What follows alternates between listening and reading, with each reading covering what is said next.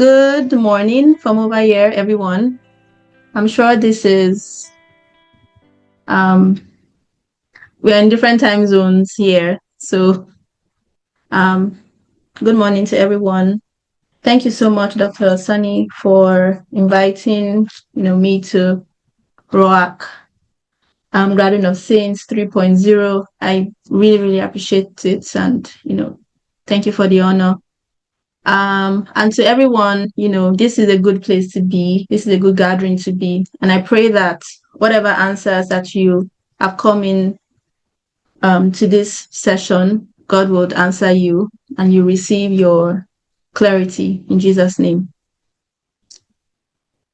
Amen. Okay. So I do like to be very, very interactive with this. I know it's a very weird dynamic because we're all online. But as much as possible, if you can, I would appreciate it if you can, just send messages so that I know that I am not losing anybody. Okay. So I would like to start by, first of all, trying to understand the dynamic, right? So for all of us on the call, where are we in our journey, in our career, right? Do we have, if you're an undergrad, if you are a graduate student, if you maybe recently completed your graduate school and you're transitioning, I would like to know in the chat if you can just let me know so that I know how to tailor the conversation to the persons in the audience. So if you do not mind, can you drop that in the chat?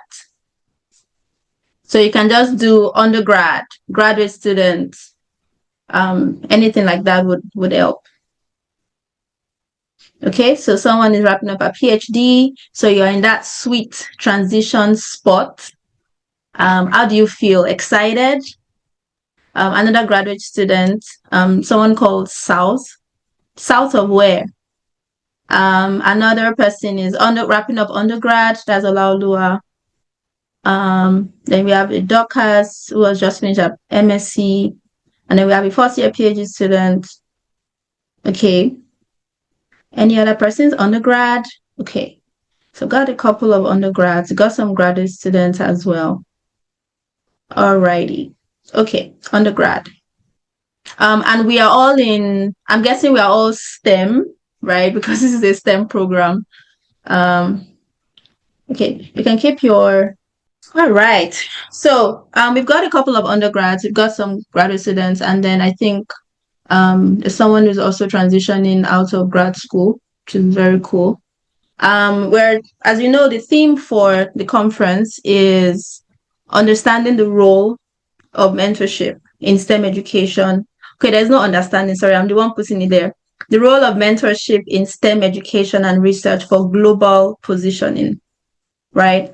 The role of mentorship in STEM education for research and for global positioning. I took some time to think about this topic and prayed about this topic. And one of the things that was, that I kept going back to was what mentorship actually is and how, in the world that we live in, mentorship kind of has a bad rep, right? How many of us have that, like when you say, oh, get a mentor, or oh, she's my mentor, or I want a mentor, or you need to, like, how many of us are like super excited about that possibility, or we are feeling like, there's this dread of, oh, who am I going to get? What if they are this? What if it doesn't work out? What if that? What if that? How many persons are in that boat? More reactions, please. If you feel that way, like if you love the idea of mentorship, and a thumbs up. If you are a bit skeptical about it, then give me a thumbs down. To start off this conversation, I want us to think deeply about, since I'm the first speaker, I'm going to be laying a lot of foundation, right? And I believe that other speakers are going to build upon this. I want us to think about some of the key themes in that topic, right? The first is mentorship, then we have education, and then we also have global positioning, right? So one of the things I want us to note is that mentorship is the transfer of knowledge, values, and access from one generation to the next, right? So mentorship is an approach to replicate something that already exists in an individual to the next generation, right? And then when we look at another keyword, which is education, right? Education is that systematic acquisition of knowledge, right? Skills and ways of thinking that equip individuals to solve the world's greatest problems. So education has to do with knowledge acquisition, right? It has to do with learning. It has to do with broadening one's horizon, right? And in this case, we're looking at STEM education. And then for global positioning, right, this is not just about being known internationally. It is about being sought after. It's about being trusted. It's about, having influence across the borders of your field. So global positioning is being able to leapfrog that local context, as it were, whatever local is for you, and to have like global appeal, right? So these are the three keywords that I want us to take note of as we continue this presentation. Now, I always like to go into the history of things, right, in order to understand how we've gotten here, right? And also in order for us to, just break down whatever barriers that may exist in our minds about, this entire concept. So what was the original model of learning, right? We actually would find out that in the ancient days, learning, education, knowledge transfer, the replication of self, as it were, actually went through mentorship. Fun fact, right? Went through apprenticeship, went through that personal, relational, intentional relationship, right? So this is the foundation of how learning was done way long ago, right? And there are still models of that exist in today's age. For instance, I like to always reference the Igbo apprenticeship system. That's the boy apprenticeship system, where you have young people. Depending, I don't know if there's anybody in the house who likes to listen to a lot of podcasts and listen to the origin story of people. So someone like who has listened to the origin story of like Cosmos Maduka is a Nigerian billionaire who actually was a beneficiary of the Igbo apprenticeship system. I've read of yes, Olalowa, thank you for that. There is, I'm trying to remember his name, Umbamanisi. I can't remember. Hold on. I'm in my library, so I have like a book. Yeah. Let me see. I have a book. One of the billionaires, Victor Umbanisi, he also benefited from the Igbo boy system. Nigerian as well, right? So these persons typically start when they are like teenagers, get connected to an expert, right? And then learn personally, relationally, intentionally, right? Even under like it wasn't like, oh, year one, you're going to learn about cash flow, right? But by observing, by being given responsibility, education, learning was happening, right? We also have the famous philosopher kings, right? Socrates, Plato, Aristotle. There's actually like a school, right? Plato learned from Socrates, Aristotle learned from Plato, and all of this was happening in ancient Egypt, right? So we see that knowledge transfer, right, at the base, a couple hundred years ago, that still persists in some form today, was actually via this whole mentorship, apprenticeship style system, right? But then what happened? we moved on into what we call the rise of formal education, right? Formal education took over. And why did that happen? Why did it make sense, right?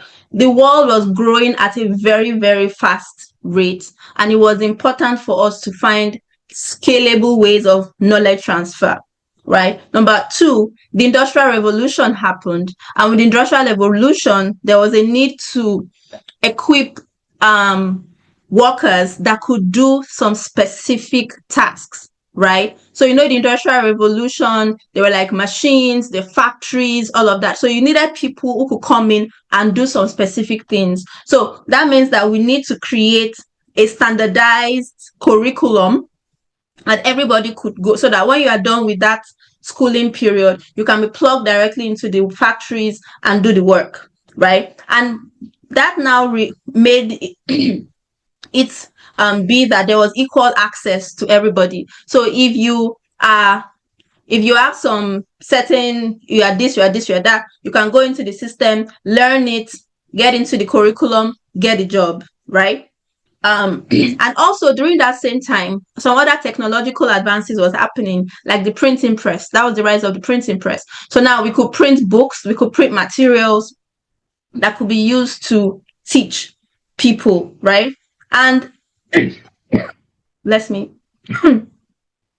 Also, the promise of this new model of teaching was that there was going to be a broader reach, right? Since there's a larger population, we need to actually reach a lot of people. So this was, a very efficient way of reaching a large percentage of people. The next thing was that at the end of this schooling, you could get a credential, you could get a certificate, you could say, oh, I went to Harvard, I went to MIT, I graduated from this place and from that place. And then people would see that and feel, okay, this person knows what they're talking about, let's hire them, right? And all of this laid a perfect foundation for modern science, for medicine, for engineering, for the STEM. And it also helped to accelerate, scientific advancements, right? However, what did it do also, right? What was the drawback of this model? One, there was a lot of loss in relational depth. So now, in the past, what did we have? We had that mentor, mentee, relational. You could observe, you could see, you could learn, you could ask direct questions from somebody who you already look up to. But now this is a one-to-many. Many people. How many teachers? I spent a few years in higher education in Nigeria, and you could have a class of up to 300 people, 700 people. Like, how many names are you going to remember? I am horrible with names. I admit, right? Like, I'm not remembering 700 people's names. Let's just be frank, right? So again, it would just be a few students that may get that access to me that I can maybe coach one-on-one, right? But imagine out of 700, you're maybe able to forge a relationship with maybe 20, right? What is the ratio, right? The next thing was that knowledge became transactional. Yes. So what the second drawback was that there was, knowledge transfer became transactional. So before, a mentor could probably, just see somebody and feel like, this person has, as the source. I can pass along what I've known to this person. But now it's like, let's get into school. Let's pass this exam. Let's get the grade. Move on to 200 level. Move on to 300 level. 500. When I'm done, get my certificate. Move out. Right? It's all very, very transactional. And, if you're actually even being serious, like for those of us who are in undergrad, graduate students as well, like if you remember very well in school, if you know the tricks, right? If you are able to, that, okay, CA is 30, exam is 70. If I'm able to get 25, okay, I only need to get X amount in exam and I'll still get my A, right? You can permutate and combine. You can be, this course, okay, this is how I'm going to do this. And so everything is just strategy, right? But with the other system, it was not. It was very, very relational, right? And the other thing was that the hidden curriculum disappeared. So before now, it was more of what was necessary for you to know to move on to the next level. But now we know I know what I'm covering in year one, and very rarely would you go beyond that, right? Year two, this is what we are doing. They might not teach you more than that, and so on and so forth.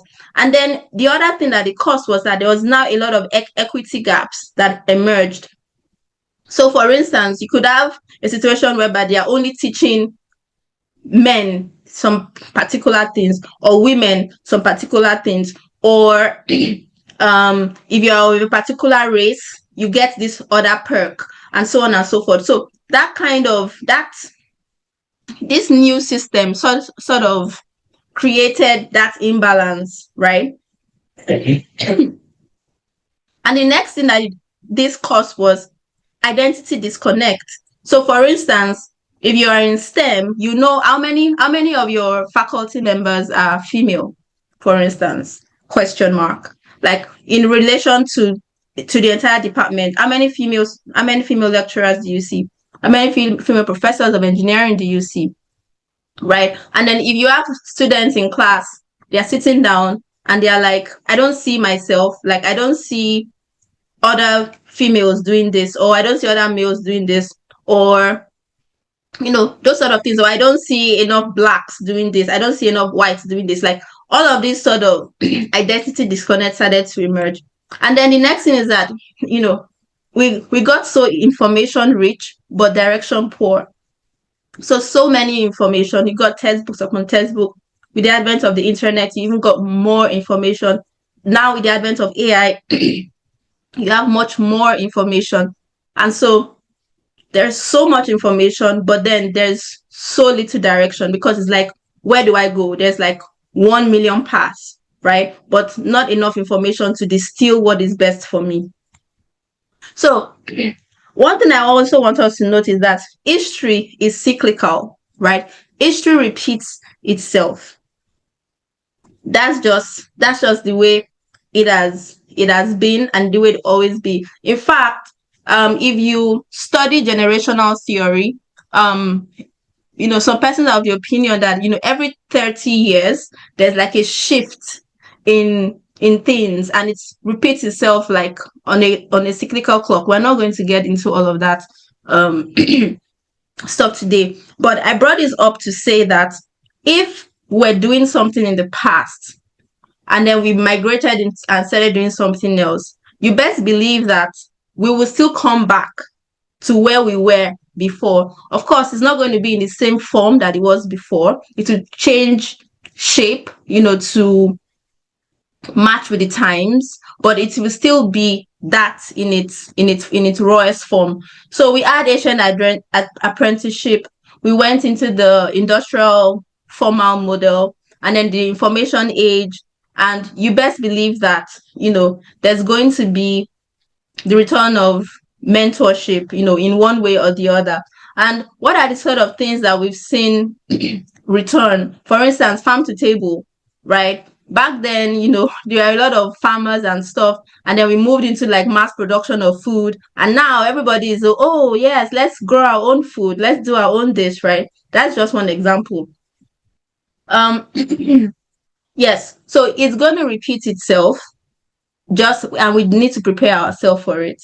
Okay, so I wanted us to talk about the PhD model and to see how it is actually a form of neo apprenticeship, right? That is a new form of apprenticeship. For those of you that are in graduate school and that are finishing, you know that it's supposed to be a one-to-one mentorship, or maybe 1 to 3, 1 to 5, depending on the amount of students your supervisor has. But it's a smaller cohort than you would have 200 students or 700 students, right? And then during that time, that period of doing your let's say even for masters or for PhD, you spend a long time with your supervisor, right? There's for lack of better words, there's a relationship that actually forms, right? If your supervisor does not like you, you know that your life can be a living hell, right? You There are persons who've had horrible stories of those things happen. But if your supervisor loves you, you may even be able to get away with a lot of things, right? Very, very interesting dynamic. So it's shaped by that relationship, right? During this time, depending on what you are studying, what you are learning, you're actually learning by doing. So if you are in engineering, there's a lot of experimentation, there's a lot of try and error simulation, there's a lot of, you are learning and you are doing, and it's, it's sticking. And again, because you are in close proximity with this supervisor, you actually get you get the opportunity to understand everything that they know, right? And then move the field forward. That's the way it's supposed to work naturally, right? What else? There's also something about the lineage, yeah, right? Your PhD lineage. It matters because it's such a small world. Even in Nigeria, right? You can be at a conference and then somebody says, "Oh, I did my PhD in so so so and so." And you're like, "Huh, okay, who was your supervisor?" And you mention, "Oh, I know that person is my friend," right? Or you so what, the person even came for your external exam, right? Everybody is all connected. It feels like we are all separated, but in actual fact, we all know each other one way or the other, right? And then even coming here in the US, same thing, right? You can be at the conference and somebody's referencing your supervisor's work, and then they are able to transfer the sort of goodwill or bad will, goodwill that they have with your supervisor on you, and be like, "Oh, you were supervised by so and so. Oh, yeah. Oh, okay, that's cool, right?" So lineage matters. It matters, and also the person you learn from as a way of shaping your own career, right? For instance, in the academia, students who have more engaged mentors, like people who actually took their time to coach them and to teach them, actually are more likely to advance 2 to 3 times more than those who do not, right? If you had a not so nice advisor, somebody was not he wasn't present, right? You may just feel like, "Oh, you know what, academics is not for me. Let me go and make money somewhere else," right? So those sort of that kind of relationship affects how one may actually decide to stay in or stay out. Um, yes. So we're getting to some other parts of the presentation, and one of the things I want you to leave here with is to intentionally seek mentorship. So all through the course of this presentation, right, I've been trying to justify the need for mentorship and why it is actually part of our innate desire as human beings to have that connection with persons that can guide us on the path, right? It is not just a new thing, it is something that has always been, right? And now we are in this world where, everybody is almost standing separate and standing independent of one another. And I want you to leave this meeting with the intention to actually seek out, mentorship intentionally. Even look at the example of Jesus and the 12 disciples, right? That was mentorship, right? This Jesus called them and they stayed with him for 3 some years, right? And during that time, they followed him, they saw all of the things firsthand, right? They were able to teach, they went out 2 by 2 to, do their, should we call it freedom? I don't know, we can't call it freedom, but to also do what they've been seeing, right? And then when Jesus went back to heaven, you can see that the gospel still prevails. You can see how, from one person training 12 people, we have how many billions that are being saved and being saved on a daily basis. So mentorship works. You need to be ready to seek it out intentionally and, reap the benefits. So what kind of mentors do you want to have, right? I've sort of put some in some categories. Of course, this is not hard and fast. you can you get the gist of what I'm saying. So the first is a technical mentor, right? This is somebody who can sharpen your craft and your scientific rigor, and in STEM, right? You want somebody who if you have where you have a picture, as shown to you in the scriptures of, okay, this is what I'm likely going to be doing, and this is somebody who is close to that, um or somebody who is doing something in that. Okay, how do I learn from this person, right? um Someone who is technical, and because the person is technical, there's possibility that they have a lot of resources that you can actually consume and learn from first, like assuming you can't even meet the person one-on-one. So you start by doing your deep research, studying everything you can about them, reading their books, reading their journals, attending conferences that they may be going for, like just studying, right? Studying these persons. So that's one person. And then when you now eventually get to meet, because all of these things happen, right? You would assume that how will I ever meet this person? But you'll be so surprised how, everything will just be so divinely orchestrated, and you are literally in front of this person. And now maybe the questions that you've had in your heart, you are able to say, oh, I read so and so paper, I loved it. This is what I thought about it. You know, would you be that person will be more willing to actually engage with you than just somebody who is just a rabid fan on Instagram, right? Because they know that, okay, you've been studying my work, you value my work, you are a student of my work, I can give you some time, right? Let me give you one example. I feel like this is, yeah, let me give one example of how that sort of thing happened in my own life. How many of us know um how many of us know Apostle Olajumoke Adenowo? I stumbled on her, should I say, much more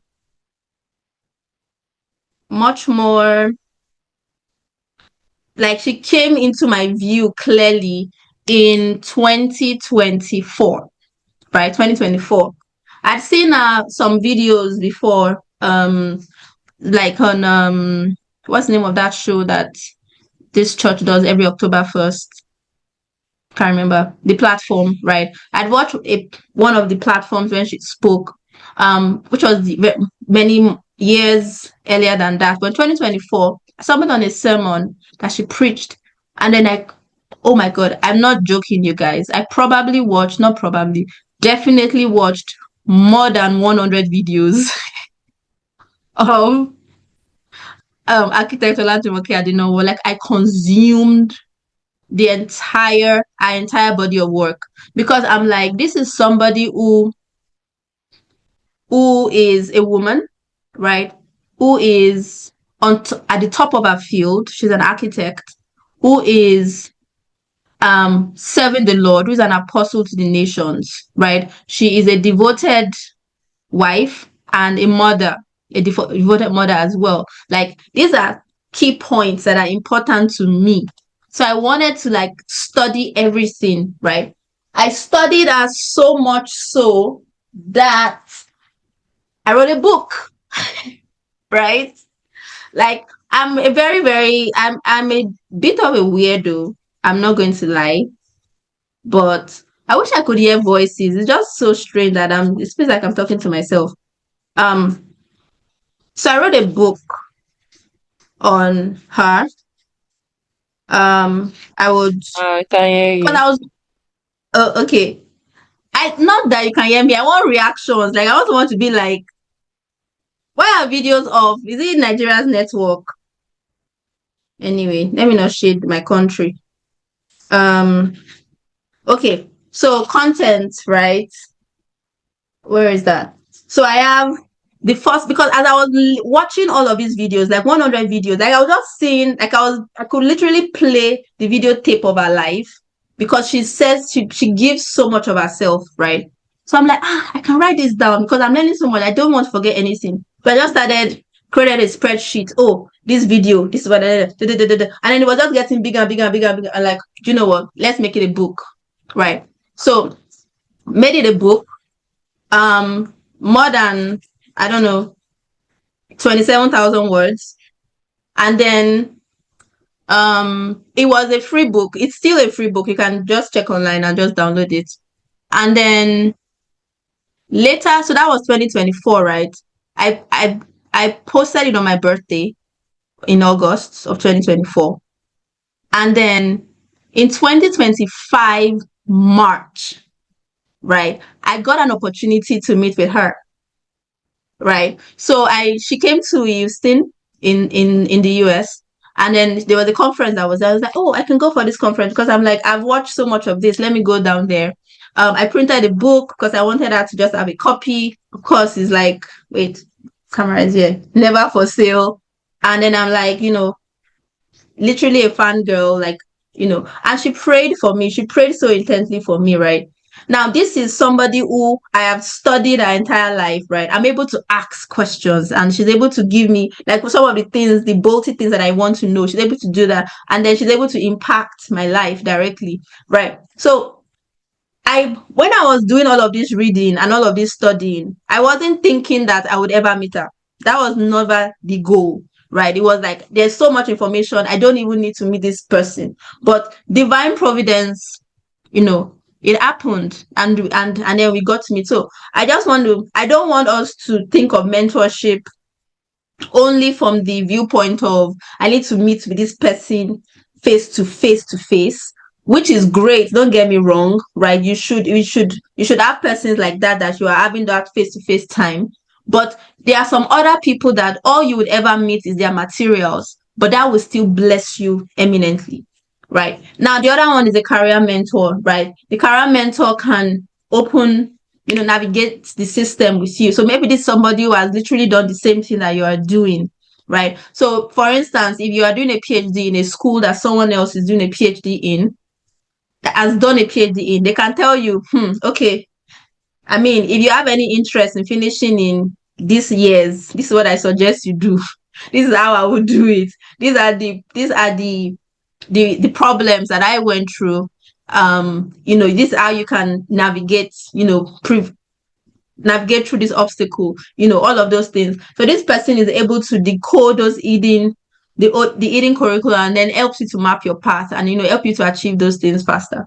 You can even get somebody who is like a network connector. By the way, this can be many of these things can be in one person. Okay.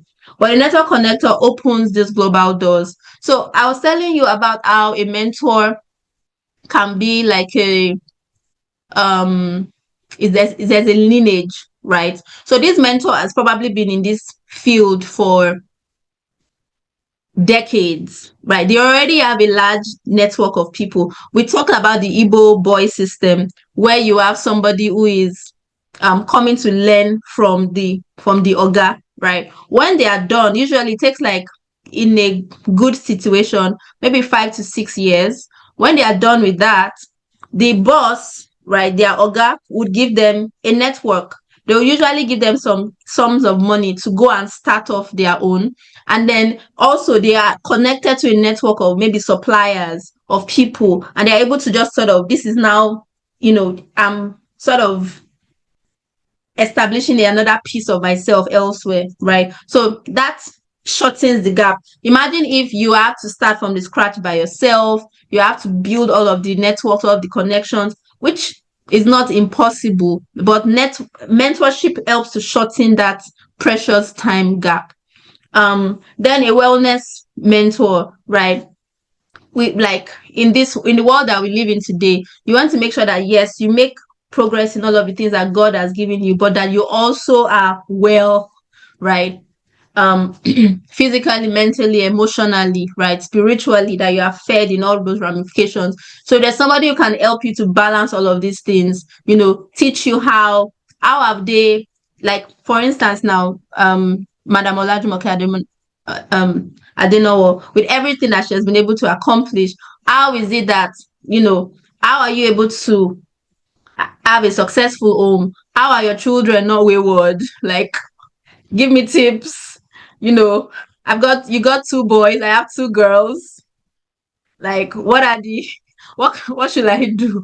I hope I'm not messing up my kids. Do you understand? Stuff like that. And they're just able to help you just calm down and be like, you will be fine. This is normal, right? They're able to tell you what is normal and what is abnormal. Okay. So as I begin to wrap this up, I think one of the great things about this movement that we are in, the Ruach Gathering of Saints, 1010 Ruach Institute, is the fact that, as I said earlier, everything is cyclical, right? I believe that this organization is at the forefront of something that will become a global phenomenon, right? By prioritizing connecting mentors and possible mentees and building that network, we are actually starting to do, to put down the structures of something that has the potential of being a big and a wide thing. And we already see, some little things like that happening all over the world, right? I was watching a documentary of maybe it's a podcast of how some of the elites, how they actually train their children, like how they educate their kids. And it is not through this brick and mortar, 9 to 5, go to school, get a degree. They are completely changing the structure by which their children are learning, right? They're learning by doing. They're bringing actual experts to teach their children how to do like the basic things, right? But by connecting them directly with people who are at the top of their field, their children are able to, to just leverage and just be on top, as early as 5 years old, right? Because you're learning from the best. So I remember earlier I said seek out mentorship. It's for reasons like this. You're able to collapse what would have taken you 10 years to do. You can collapse it within a shorter period of time.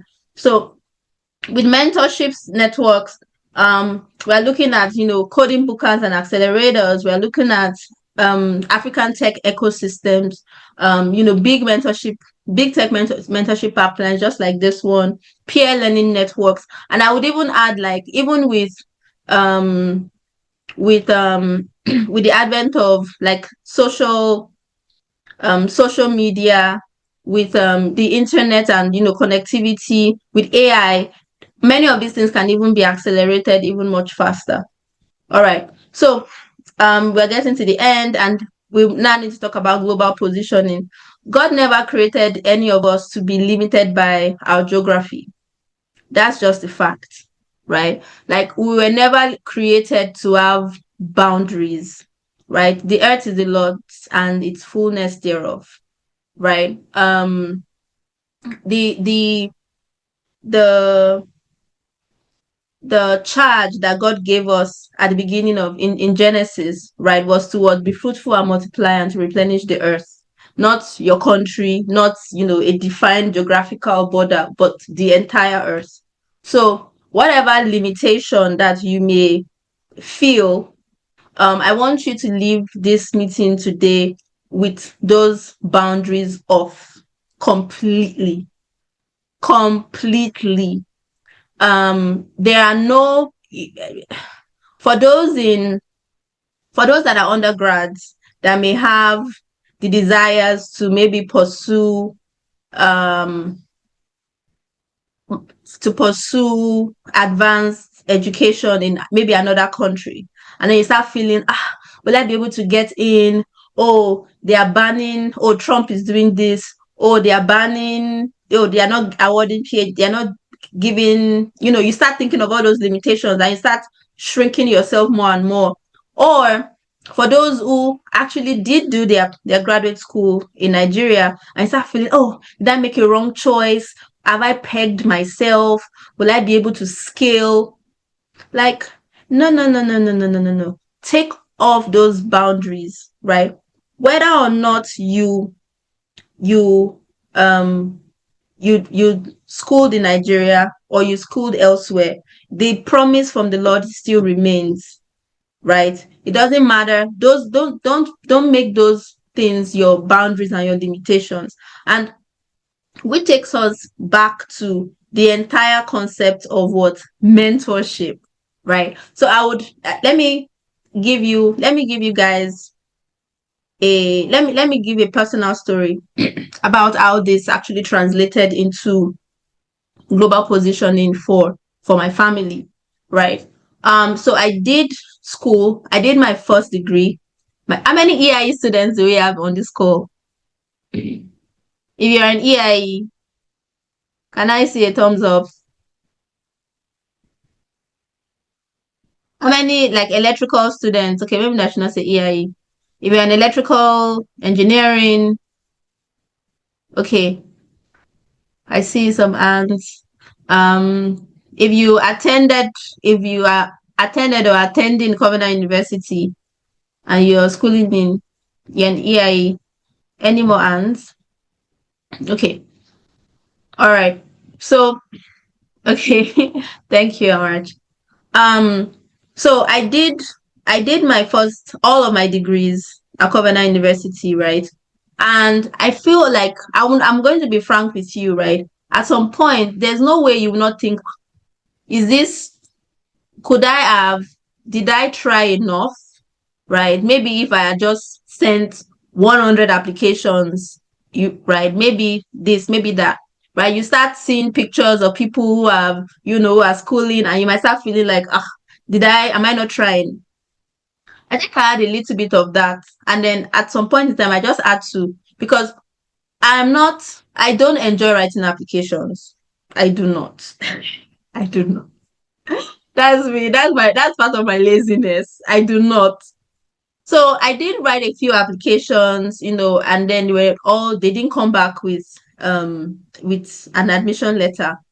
Until during my PhD I got one, but then I couldn't go because of COVID. Um so started this process. Now I'm doing my PhD. And I remember I prayed a prayer. I'm like, God, from this from after my PhD, if you want me to go outside this country for anything, it will be on the basis of this PhD. Because me, I am not doing anything again. It's going to have to be on the basis of this PhD. Now, how that's going to happen, I don't know. Because personally, I have not seen it happen. Right? Most of the time, when people maybe want to go for advanced studies, you have persons who maybe will go for their masters and then get a PhD afterwards, or persons who go for their PhD, from here. Like you would rarely see somebody who maybe got a PhD in Nigeria and then is doing a postdoc in the US, right? Most times, even PhDs in Nigeria will go back to do another PhD just so that they can then get a postdoc. But I'm like, nah, I don't want to do that. I'm already done with the PhD rigor. I now need to move on with my life. So God, you are the one that did not allow them to give me my MIT admission. So I've already done this PhD. They have to come and accept me with this. So that was just my prayer. And then I'm like, even if I don't get it, I still know that from where I am, right, they will come and look for me, right? The work I'm going to do is going to speak for itself, and I'll be sought after. Now, fast forward to my husband finished his PhD. He also has a PhD. He has a PhD in molecular biology. I have a PhD in electrical electronics. I just finished my I finished my PhD. That was in like 2022. So this is let's say December of 2021, right? My husband then gets a lot of is applying for postdocs, right? Now, mind you, in his own lineage, right? In his own research lineage, how he started doing research, he got plugged with a lot of information that he could work with, right? He had worked with amazing researchers in the world that are on top of their field, one way or the other. He had done that. So he had all of these papers with all of these top researchers in the world, right? Think about like he probably has like maybe four number one journal in the field in his field. There's like four of that at this point in time, and that's out of maybe 30 something papers, right? So he starts applying for PhDs, for postdocs rather, and then he starts getting offers. Now, while he is doing all of that, I am still doing my PhD, right? Because we are still in 2021. So January of 2022, is conversing with this, is negotiating is the offer that he has on the table. And then he just happens to bring it up and says, oh, my wife also has a PhD. I have not finished my PhD, right? I am still doing, I'm still on field. Wait, yes, I'm not done post field. I've not started post field, all the many this. I've not done that yet. Said, oh, my wife has a PhD too. And then the person is like, oh, she does. Tell her to send her CV. So now me, I'm just sitting comfortably. And then I sent my CV, right? Of course, I have a track record of a lot of work that I've done, right? A lot of research all of those things, I have it. And then they now send my CV. And I'm not joking with you guys. I'm not done with my PhD yet. Yet I have a postdoc offer, right? And it's all because of what? Mentorship, information, speaking up. Okay. So by now that somebody is talking to me about a postdoc offer that I've not finished PhD yet, I already have an offer on the table. Now I have to finish this PhD, right? So I start doing everything, renewed strength to finish my PhD. I'm doing it.